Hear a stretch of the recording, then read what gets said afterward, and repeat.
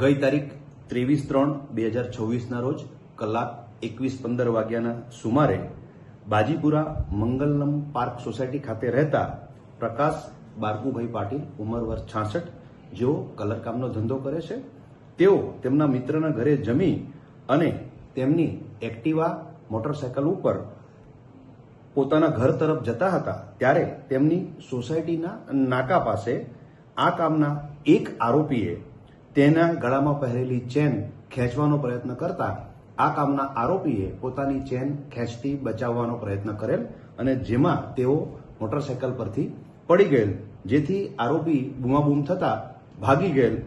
સદર બાબતે Valod police station ખાતે ચેન સ્નેચિંગ અંગેનો ગુનો દાખલ કરવામાં આવેલ.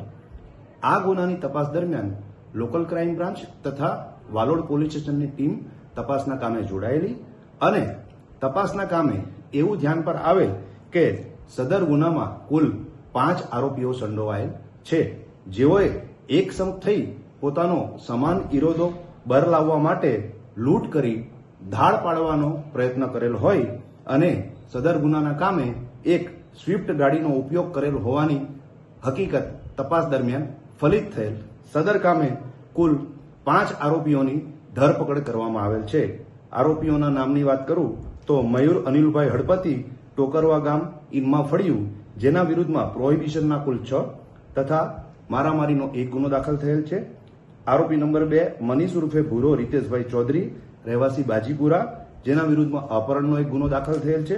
આરોપી નંબર 3 હેમંતભાઈ જયંતિભાઈ ગામિત, રહેવાસી ઇન્મા ગામ, જેના વિરુદ્ધમાં પ્રોહિબિશન તથા મારામારીના 1 ગુના દાખલ થયેલ છે. આરોપી માહિર રાજેશભાઈ ધ્રુવ, રહેવાસી બાજીપુરા, જેના વિરુદ્ધમાં પૂર ઝડપે અને ગફલતભરી રીતે મોટરસાયકલ ચલાવવાનો ગુનો દાખલ થયેલ છે. આ સિવાય આરોપી નંબર 5 જેનિલભાઈ ઉર્ફે સનકો મહેશભાઈ પટેલની પણ ધરપકડ કરવામાં આવેલ છે.